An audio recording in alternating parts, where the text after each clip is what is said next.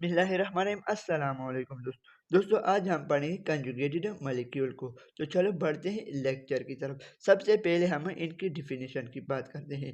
तो इनका डिफिनीशन कुछ इस तरह है कि the molecule which is found by the combination of two different molecule belonging to different group. अगर हम कंजुगेटेड मॉलिक्यूल की एग्जांपल की बात करें तो सबसे पहला जो है वो है लिपोप्रोटीन, यानी कि वो कंजुगेटेड मॉलिक्यूल जो कि कॉम्बिनेशन ऑफ लिपिड और प्रोटीन से बना हुआ होता है, उसको हम लिपोप्रोटीन कहते हैं। अगर हम इनके अकरेंस की बात करें तो ये मोस्टली डिफरेंट सेल मेम्ब्रेन में मौजूद है। फॉर एग्जांपल प्लाज्मा मेम्ब्रेन हमारे पास हो गया, जिसको हम बायो मेम्ब्रेन भी कहते हैं। अगर हम इनकी फंक्शन की बात करें तो ये मेम्ब्रेन ट्रांसपोर्ट में मदद देता है और ये एक्ट करता है एज अ रिसेप्टर। कौन? लिपोप्रोटीन।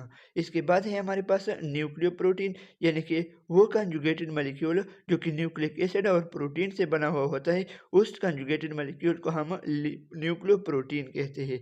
अगर हम इनके अक्रेंस की बात करें तो यह मोस्टली फाउंड होता है न्यूक्लियस में, यानी कि क्रोमोसोम के अंदर। अगर हम इनकी फंक्शन की बात करें तो न्यूक्लियोप्रोटीन जो है ये बिल्डिंग मटेरियल है किस चीज़ का? क्रोमोसोम का।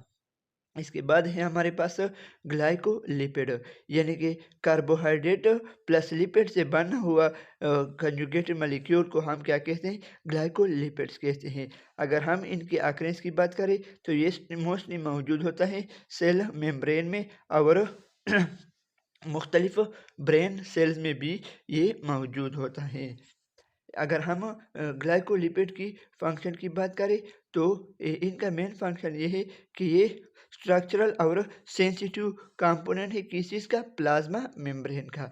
इसके बाद है हमारे पास ग्लाइकोप्रोटीन, यानी कि कार्बोहाइड्रेट प्लस प्रोटीन से बना हुआ कंजुगेटेड मॉलिक्यूल को हम क्या कहते हैं? ग्लाइकोप्रोटीन कहते हैं। अगर हम ग्लाइकोप्रोटीन के अक्रेंस की बात करें तो ये मोस्टली मौजूद होता है सेल मेम्ब्रेन में और एग एल्बुमिन में, यानी कि मोस्टली ईग का जो वाइट पार्ट होता है इसमें ये ग्लाइकोप्रोटीन मौजूद होता है। अगर हम इनकी फंक्शन की बात करें किस चीज़ की? ग्लाइकोप्रोटीन की, तो ये इम्यूनिटी में मदद देता है।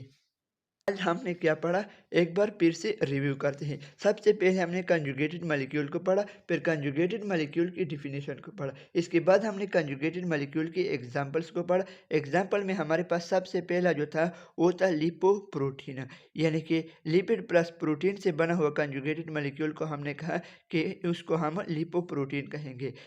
इसके बाद हमने इनके अक्रेंस की बात की और लिपोप्रोटीन की फंक्शन की बात की। इसके बाद हमने दूसरा कंजुगेटेड मॉलिक्यूल जो पढ़ा वो था न्यूक्लियोप्रोटीन, यानी कि न्यूक्लिक एसिड प्लस प्रोटीन से बना हुआ कंजुगेटेड मॉलिक्यूल को हमने क्या कहा? न्यूक्लियोप्रोटीन कहा। इसके बाद हमने इनके अक्रेंस को पढ़ा और फंक्शन को पढ़ा। जो तीसरा कंजुगेटेड मॉलिक्यूल था वो था ग्लाइकोलिपिड, यानी कि कार्बोहाइड्रेट प्लस लिपिड से बना हुआ कंजुगेटेड मॉलिक्यूल को हमने क्या कहा? ग्लाइकोलिपिड कहा। इसके बाद हमने इनके अक्रेंस को पढ़ा और लास्ट में हमने ग्लाइकोलिपिड की फंक्शन को पढ़ा। इसके बाद जो चौथा कंजुगेटेड मॉलिक्यूल था वो था ग्लाइकोप्रोटीन, यानी कि कार्बोहाइड्रेट प्लस प्रोटीन से बना हुआ यानी कि जो मॉलिक्यूल था उसको हमने ग्लाइकोप्रोटीन कहा। हमने इनके अक्रेंस की बात की कि ये मोस्टली मौजूद होता है एक एल्बुमिन में और सेल मेम्ब्रेन में, और इसके बाद हमने इनकी फंक्शन की बात की कि ये इम्यूनिटी में अहम रोल अदा करता है। तो ये था आज का हमारा वीडियो। इंशाल्लाह मिलते हैं नेक्स्ट वीडियो में। ओके, अल्लाह हाफिज़।